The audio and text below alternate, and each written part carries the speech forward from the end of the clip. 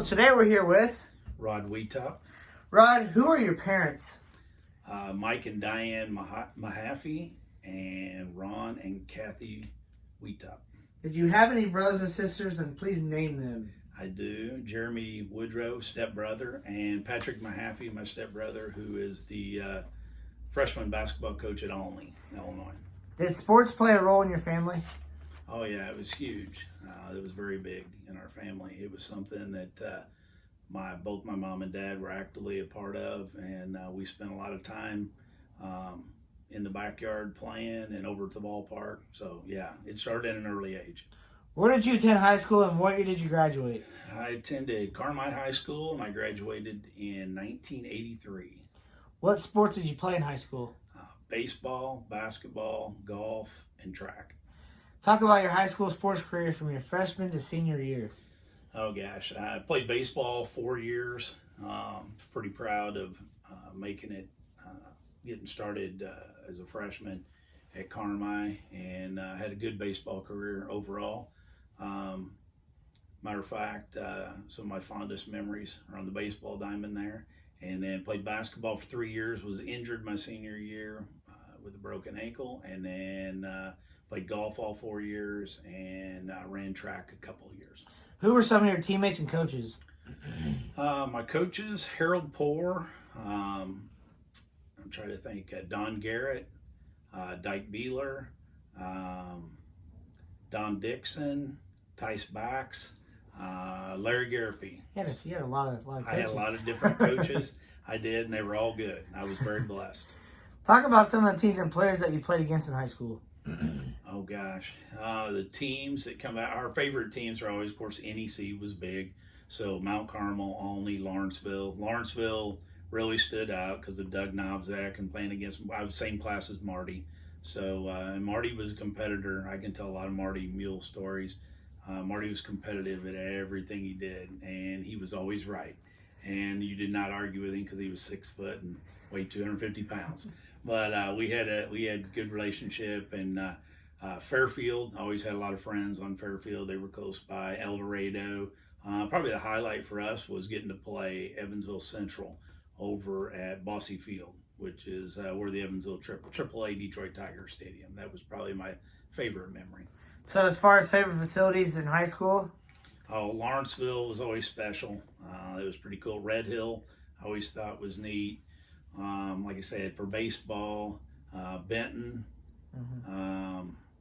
Gosh, trying to think. Those are the ones that jump out at me. Did you receive any awards in high school? Yeah, I was all conference a couple of times, and I honorable mention all state, and then won some scholastic awards as well. I know that's hard to believe. Any fond memories you like to add finishing up high school? Oh gosh, high school, it was all a great experience. Carmi was a great place to play. I had great coaches, great teammates. Craig Winter was co-captain with me my junior and senior year, and Craig ended up being the varsity baseball coach down at Carmi, and so that was memorable, and had great teammates, and still talk to those guys a lot to this day. So after high school, where did you go to college? The University of Evansville, the Purple Aces. Where did you want to go? Well, I had opportunities to go other places. I was recruited. I got something from Marquette, University of New Mexico, which was a long way from home. That's a long ways out there. Yeah, had an opportunity to play golf and baseball out there. Some D2 schools, some JUCOs, but from an early age, I didn't really care so much about sports in that I wanted to go to the University of Evansville. And so I initially walked on there. Who recruited you? Several. Jim from Evansville, Jim, I'm trying to think of his name now, Jim Brownlee, I believe was the baseball coach then. So you've been coaching, and you've been a coach for quite a while now, but describe the process of becoming a coach in Kentucky. That was easy. I graduated from Evansville, and so I was looking for a job, and I went to a job fair there on campus. And Whitesville Trinity, I'd never heard of it. It's probably about 30 to 45 minutes, would be east of Owensboro, Kentucky. It was over an hour and 10 10-minute drive from Evansville, where I was living at the time, and I was hired to be the varsity baseball coach and the JV basketball coach there. How long were you there? I was there for 1 year, and it was one of the greatest experiences of my life. Like we were talking earlier, it was a lot like the movie Hoosiers. The gyms were little small band boxes. I mean, they were packed on Friday night. It was intense. It was nothing for, I'll never forget, we had a home game where a fight spilled out from the floor out into the parking lot, and they broke people's car windshields out in the park. It was just crazy. But it was such a fun time. I mean, the kids were great. They were small town kids who, had a lot of ability. They just didn't have a lot of opportunity. What was the success like there? Matter of fact, that year we set a record for most wins for JV, and then varsity baseball. I shared this with you. The fun thing with them was when it came to spring break, all the varsity teams would go somewhere. Owensboro Apollo, Owensboro Senior, they'd all go to Florida. And so for Whitesville Trinity, we loaded up and went to Carmi, Illinois, and played New Harmony and Crossville, I think Harrisburg and Carmi while we were there. And then we topped it off with a trip to Six Flags. And the kids, only one kid had ever been to St. Louis on our whole ball club. So it was quite an experience. It was pretty neat. So then your journey took you to Carmi, Illinois. Describe that process. Well, I came back in between there. I had some jobs working for Shapes. It's a fitness center in Evansville, and then kind of got the itch to actually use my certificate, to teach. And so I went back home, and Carmi had an opening for some coaching things, and I ended up, while I was there, I coached JV baseball for 3 years. I coached junior high a couple of years. I coached basketball, coached girls softball. I was the girls track coach. But during that time, I was a special ed aide. And so during that time period, I was trying to get my certificate, because Indiana to Illinois, it's a little bit different. So you got to have certain things. So having graduated in Indiana, it took time to go through that process. So those 3 years were why I was trying to get everything in order. So you were there for 3 years? 3 years, yeah. Wow. It was great. Talk about the success a little bit more. Carmi, I had good teams. The girls basketball team, we ended up getting third in the state. Softball, we got second in the state. Track, we were top 6. I don't remember exactly where we finished. We had some really good athletes who won individual medals, won things. And then coaching JV baseball, the last year I was there, Carmi, we got third in the state with Bradley as the head coach. And that was a very memorable time. And then I came back years later and helped Larry Garapi one time with softball, and they ended up getting third in the state. So then your journey came to Effingham. Talk about the process of becoming the 8th grade Effingham Hearts coach. Well, what happened there was Grant Beals had taken a job to go to the high school, and Effingham had just started their baseball program. Matter of fact, I've been there for 27 of the 28 years that Effingham has had baseball, because they had just opened it with Grant the year before, and then he left, so I came in year 2. And then the first year I came to Effingham, I was the 7th grade coach. It was my second year. Then I switched over to 8th grade. Rick Walkup was the 8th grade coach the first year. And then also for the first 23 years I was in Effingham, I coached boys track, boys baseball, and boys basketball. So how long have you been here? I've been here, this school year will be the 28th year. It's fun. Bye. Yeah. Wow. What's your favorite part of coaching? The players. It's always the players and the competition, and it's also your peers, the other coaches that you coach against, become lifelong friends. The connections that you make in sports. I mean, it's a wonderful world, and it's been a blessing. I've had a lot of opportunities that have came through friendships that you even develop with players' parents and things like that. Name some notable teams here. Oh gosh, this was the hard part because there's so many, and you don't want to, step on anybody. Notable teams here, probably one of them would be a team that I had that probably couldn't score 35 points a game, but they ended up in the Elite 8, it stayed, and they won, I bet, 5-6 games on a last-second shot. They just found a way to win. And they were probably not one of the more talented teams, but they were one of the teams that meshed the best. All the Wolf Boys teams were all, had memorable times. Probably the best talented, most overall talented was Brandon Radle's group. That team was just loaded with good athletes. And for a long time there, during that run, Nick Nosbish, when he followed the Radles class, and then, of course, the Green Boys and McCullum and those guys came in. Reedy came in after that, but I know we won 34 straight home games over 4 classes, which in junior high that's pretty tough because that's hard to do. Yeah, because you're reloading every year. Yeah. You don't have. It's not like you got some sophomores playing on your senior team. It's always you're getting a new group of kids, and so we just had a really good run there.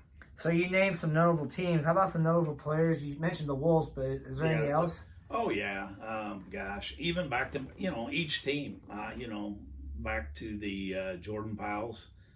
Luke Herzl was my first team, and then Brian Kibler, who's now our state's attorney, Josh Douthit. It's just funny kids that go on, he's been a police officer in the area, and but as far as basketball wise, Brandon Radle probably overall, because he was the all-time leading scorer, which Landon Wolf broke a couple years ago. He scored 514 points in 1 year in junior high. That's unbelievable. I've had teams that haven't scored 514 points in a season, so that was pretty special. But Radle ended up, he set the single game scoring record of 42 points in one game. And Brent, to be honest, even in that game, I took him out 2 minutes into the third quarter, and he didn't get to play the rest of the game, and he had 42. And there were many games where he got pulled in the high 30s. I'm like, he was just a scoring machine. What's some of your favorite games to coach?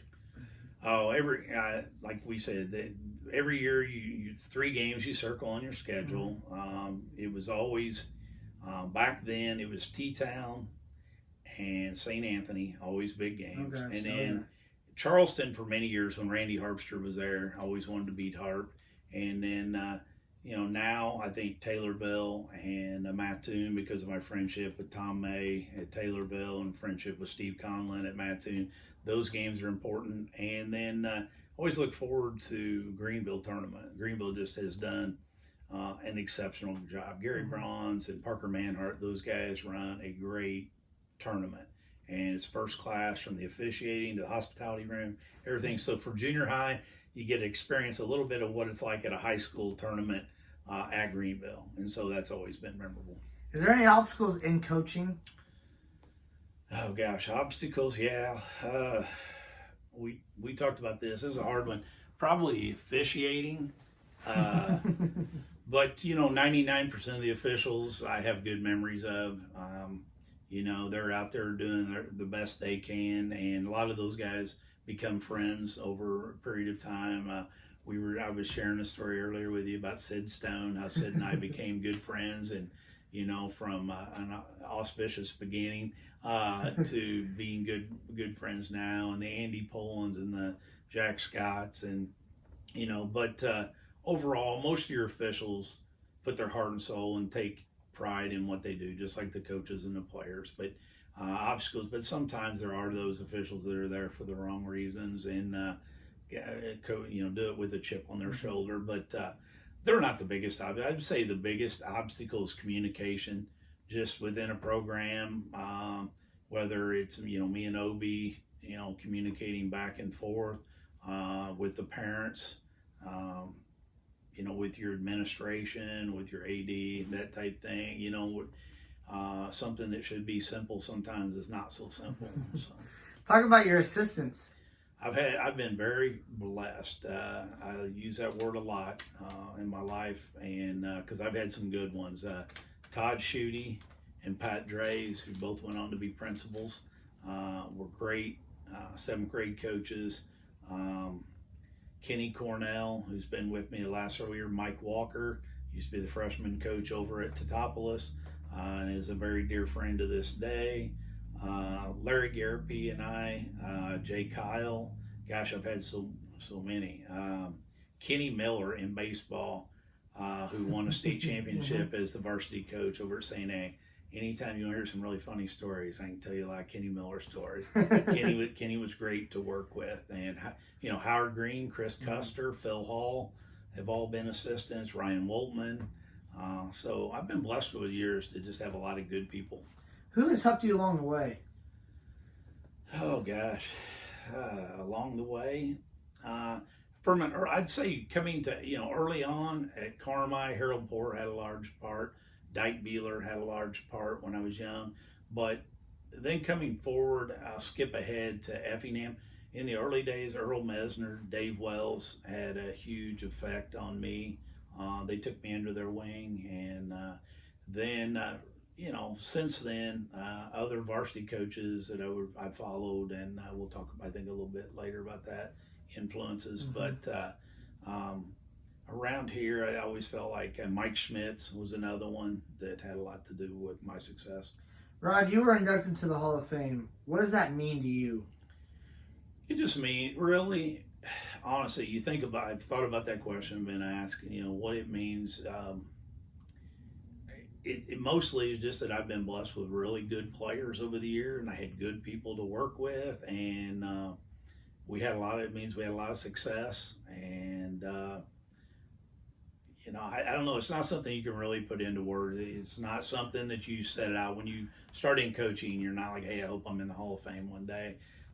It's a journey. It's just something, but it's something that, you'd have, when you find out, you'd have to lie if you said you weren't thankful, grateful to be in that, because there's a lot of great people in there, more deserving people. There's a lot of deserving coaches that aren't in there right now that I know that should be in there, but that's just the way it is, and eventually, hopefully, some of them will get there, and it's just more than anything, you don't get anywhere because of necessarily what you did. It's what your players did, and I was blessed with a lot of great players, and a lot of not just good players, but great people on and off the floor. When were you inducted?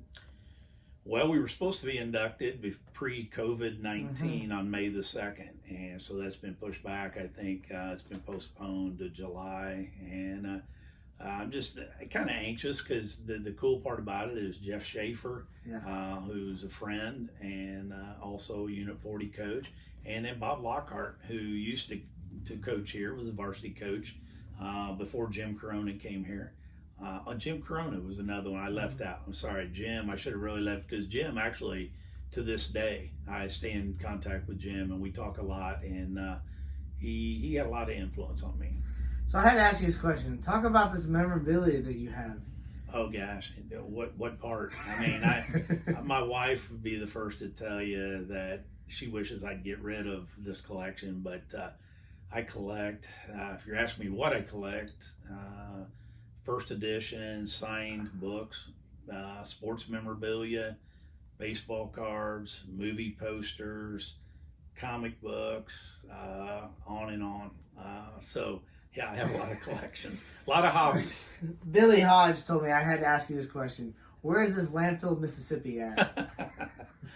Billy Hodge. Oh my gosh. It's hard to be serious when you bring that up. Landfill, Mississippi would be Oxford, Mississippi. That's my, you ask people, where is your happy place? I'm happiest when I'm in Oxford, Mississippi. I love the place. I'd love to live there. I don't know if that'll ever happen. Carmi might be as close to there as I get. Effingham's been very good to me as well. But if you ever go down to Oxford, you will love it. Hey, it's a great school. Kent Nieberg, look at Kent's daughter's getting ready to go down there. Claire is headed down there, and I'm happy for her and for him to have to go down there. I think his first time he was very apprehensive. Funny story. I told him a place to go eat when he was going down there, and he was like, he got there and he's outside, and it does not look like a good place to eat outside. It's in a small dilapidated building, And he was like, what in the world? And he, of course, his wife reassured him, said, Rod wouldn't tell you to go here if it wasn't safe.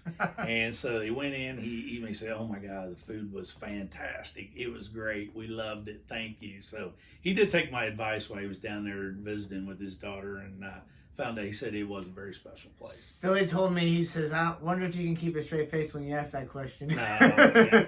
No, Billy knows how much I love it. Are you in touch with some of your former teammates? Yeah, I stay in former teammates, classmates.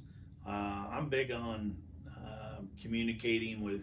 I still talk to that 1 year, 30 years ago down in Kentucky. I still talk to the players on that team. I still talk to the guys I played softball with. I still talk to a lot of my former players. I probably 100 kids on former teams that, whether we're texting or they'll call or stop by the house, and because that's why you do it, the relationships that you built. That's what makes it all worthwhile. At what age did you become interested in sports? I told you this one. This is easy. So I was 7 years old in 1972. I got my first pack of baseball and football cards, and same time I remember watching the 72 NBA series with the Lakers, and I remember around that time period how good the A's and the Reds were in baseball. And I lived in a neighborhood that was like It's a Wonderful Life. I grew up in a neighborhood where everybody was outside all day long, and from the time you went out in the morning to when you came home after dark, when your mom was yelling for you, we were playing wiffle ball, we were playing basketball, we were playing football, we were playing soccer. We were outside playing move up or hot box or home run derby or something. So it was just a great time to be a kid. Since you played, how has the game changed? I think it's become much more technical, a lot more, anymore with everything being filmed and, the launch angle and all the, especially in baseball. Basketball's, I just think basketball, the game's adapted. It's not, I don't find it as the technology to be as what it is in baseball. Baseball's so technical anymore. But basketball, it's kind of stayed somewhat the same. But, I don't know. The kids are all still the same, really. The kids still, they love being there. They're still excited. That's a great thing about it. I coached in high school early on and then came to junior high, and I've loved junior high because one of the things that's real is the enthusiasm and the happiness that junior high kids. It's like their first, real change. Travel ball has taken a little bit of that away because used to the first time you put a uniform on, that meant something. And, now they have their own uniform with their name on the back when they're in the fourth grade. So, but junior high still, kids, for the most part, kids still show up and they're excited to be there. And you're not having to, give the rah-rah to get them to want to play. They want to play. What advice would you give to today's youth about playing sports? I would say try a lot of different things early. Find out what you're good at and what you like. Find out what you love. And, once you decide that, this is what you want to do, then I would encourage you to put your heart and soul into it and probably put a lot of work in. Especially, you want to be a baseball player. I've got a buddy, Randall Trout, who played on that third place Carmi State team. And he's now down in Georgia, and he coaches a very elite team down there. His son is unbelievable. I'm seeing, he sends me films of his son, who's not even junior high age yet, and it just phenomenal, the skill level. But they're putting in, they go out 4 or 5 hours a day, and they're doing drills, and they're doing big leagues. They work out. His son actually goes and works out with the University of Georgia's baseball team. He's developed a friend with them, and so he goes into their practices. He's allowed to be around all that, and so those type things. And so I have a player, the Flack boys, and I was talking to Mike. I'm like, hey, I want to put you in touch with this guy that used to played for me in high school, who's really doing some cutting edge things. And so I hooked them up on Facebook because Randall always posts his workouts and everything so that Mike can get it and he can put his son through some of those same things. So that's kind of cool. So I know you talked about who you talked about along the way, who's helped you, but who are some more of your biggest role models? Gosh, probably, in basketball, Ken Crawford, I thought was the creme de la creme around here, high school coach. Ron Reed, I thought was the best defensive coach within 100 miles of here. Those two guys had a lot of influence. I always loved Jim Corona. I want to come back to him because Jim made the game fun, and Jim always was adapting. Jim was one that understood. When he was the varsity coach here, one of the things I liked about him was he understood a junior high coach that it's not like at the varsity where you have 4 classes that make one. You had one class, and you had to change how you played every year, and he understood that. And and Obie Farmer's that way now. I don't want to leave Obie out of all the influence because Obie, right away, I have ultimate respect for Obie and the job he's done in a short time, and what a hard worker. He's a guy I know this COVID's driving nuts right now because he just itching so bad to get out with his ball team, and he knows the class he's got of seniors coming back, and That's strong. and the thought that they might not be able to play just makes him sick. So but Obie has he's a great communicator, and that's something I really like. We talk a lot, we stay in touch, we talk about the kids. He comes down to the junior high. If you invite him to come in, he was one that he was there. Ron Reed at the end, Ron always came by and was willing to come in and work too, and I always appreciated that. I always appreciate a high school coach. Like I said, Jim Corona was wonderful. Jim wanted to get together for dinner with you, and that's something through the years that you really appreciate, are people that pour into you. What has sports and coaching done to change your life? It's gave me everything that I dreamed of when you're a little kid. I mean, I've gotten to coach so many fun kids and just develop relationships that, I mean, it's everything that I've done. Sports has been my life. I said I wouldn't know how to do anything else because, like I said, when you coach 3 sports a year, it's a year-round thing, and that's but there's nothing that I wanted to do that I haven't been able to accomplish. We'd all like to win a state championship. That didn't happen. We got 3rd in state in baseball. That was in 4A. That it's a little tough to do that.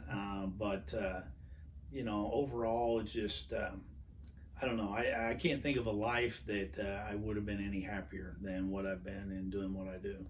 What's your opinion and thoughts on how Kyle Stortzum and Kimberly Michaels are doing on the FCA? Gosh, that's something that I mentioned earlier that I'm real thankful for. Was FCA started with Tom Morgan. Actually, Kyle Schultz came to me about 15 years ago and said, "Hey, we don't have this." Well, I grew up in a town that had Robbie King was my FCA leader down when I was in high school, and I remembered FCA. So I had kind of started out at Central School, a little group Bible study and stuff with a couple of players and stuff. Never really got real big, but then Kyle Schultz came in and said, "Hey, we've got this national chapter and we want to bring it into your school." So we started there, and then Tom was here, and then Ish Smith, and we started the camp with Chris Fleener and I, and so it just grew and grew, and then the Eatons came in, and Dean and Michelle did a fantastic job. I kind of just passed it to them, and they really ran with it. And then Kyle, of course, is being our area guy. Kyle's job is a little bit different. His isn't necessarily for the huddles. His is for the coaches themselves. And I can tell you, there's not a coach in this area that does not feel loved on by Kyle. And when you're down, I mean, it seems like he, with clockwork, if something's not going well for you, Kyle's knocking on your door. He does. He whether I mean, just crazy stuff. It'll be whether he'll bring you a candy bar or something. "Hey man, I just thought you needed this."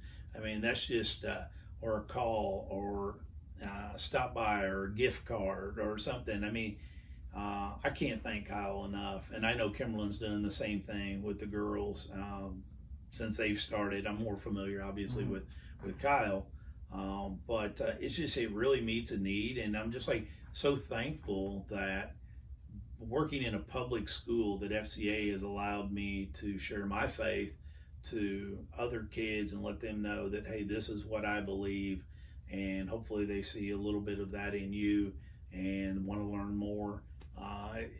Whereas we can't be the one always saying a prayer or something in a public school in front of.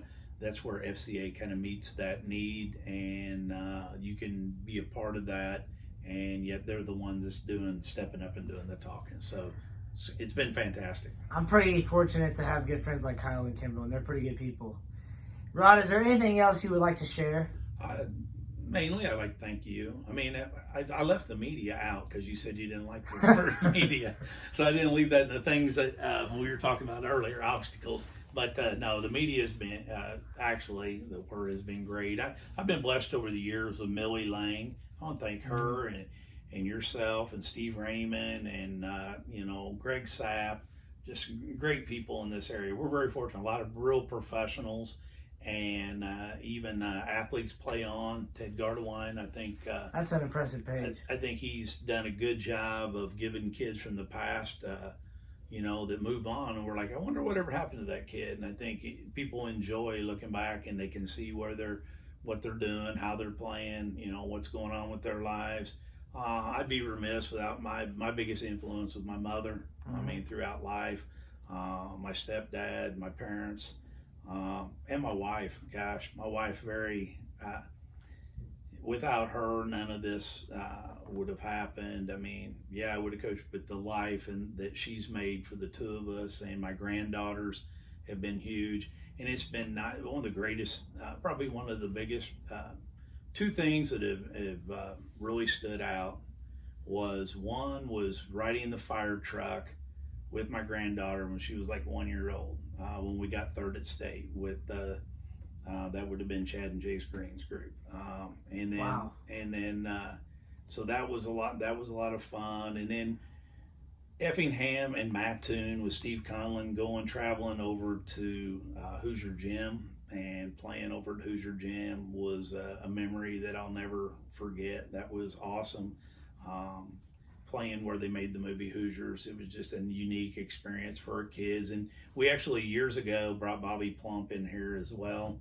And Bobby came in and gave a speech and then recreated his last second shot for our kids. Shot an air ball, but he said, turned around and said, I made it in the game. So that's what counts. But that was really cool. But no, other people I thank, your family, administration, Dean Keller, Mike Schmitz, Don Roberts, Debbie Owens, Dave Woltman, the people that have been here as far as all the former coaches. There's so many of them. So many players, all the players. Most of all, I want to thank all my players. And that, I tell my wife, I was watching Dave Sweeney last night, and he was talking about how they only had 3 kids. And they said, you only have 3 because he was talking to Tony Dungy, who has 10. And Tony's like, hey, and he goes, his wife said, we got 120 kids. And that's the way Judy and I have felt for years is that, when you coach baseball, basketball, and track, you maybe have 100 kids in each class that play for you. And I think that's your family, and because Judy and I together don't have any kids, Judy had kids before we were married, but it's been very special that those relationships that we made. So, Rod, you had an exceptional talk. That was awesome. I appreciate you doing this for me. I wish you nothing but the best in the rest of your career, and I look forward to watching you coach some more. Well, thank you. Thank you very much, Tyler.